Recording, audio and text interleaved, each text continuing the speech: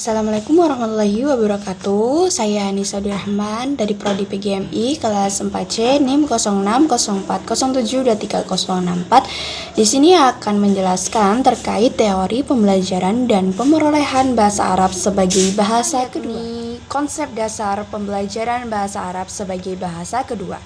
Pembelajaran menurut para ahli ialah suatu proses komunikasi yang memiliki tujuan tercapainya perubahan perilaku melalui interaksi antara pendidik dengan peserta didik dan antar peserta didik.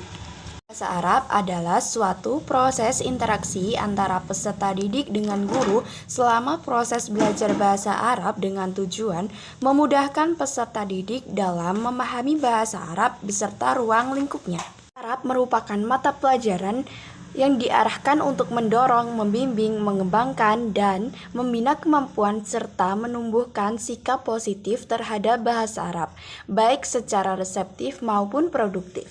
Kemampuan reseptif adalah kemampuan untuk memahami pembicaraan orang lain dan memahami suatu bacaan yang berbahasa Arab.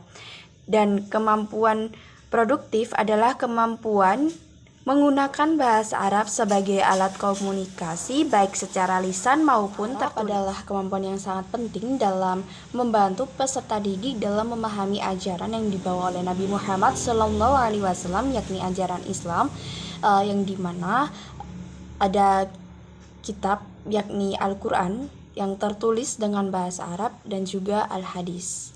Kompetensi berbahasa mencakup 4 keterampilan, yakni menyimak atau mendengar, berbicara, membaca, dan juga yakni ruang lingkup pembelajaran bahasa Arab yang meliputi keterampilan berbahasa yakni 4: mendengar atau menyimak, berbicara, membaca, dan juga menulis. Dan juga ada unsur-unsur kebahasaan yang meliputi bentuk kata, kosakata, dan juga struktur kalimat.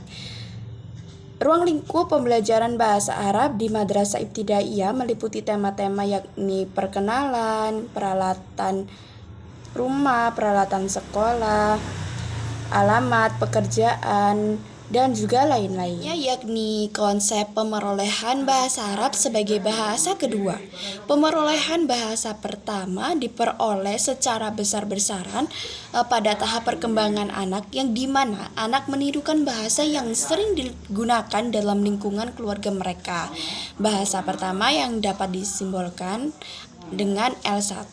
Setelah anak memperoleh bahasa pertama dengan fasih dan juga benar, anak dapat memperoleh bahasa kedua dengan belajar dan juga meningkatkan kemampuan berbahasanya dalam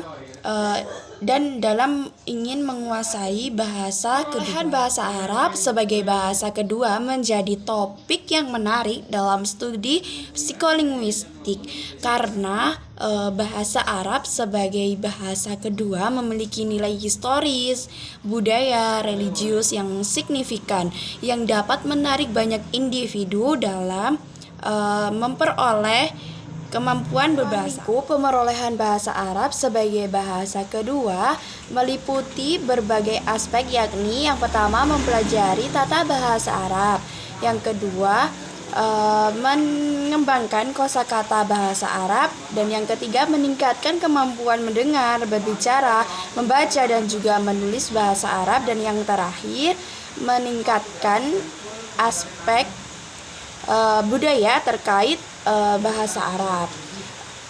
Pemerolehan bahasa pertama mempengaruhi seseorang dalam kemampuan memperoleh bahasa kedua, yakni bahasa. Penjelasan dari saya terkait teori pembelajaran dan pemerolehan bahasa Arab sebagai bahasa kedua.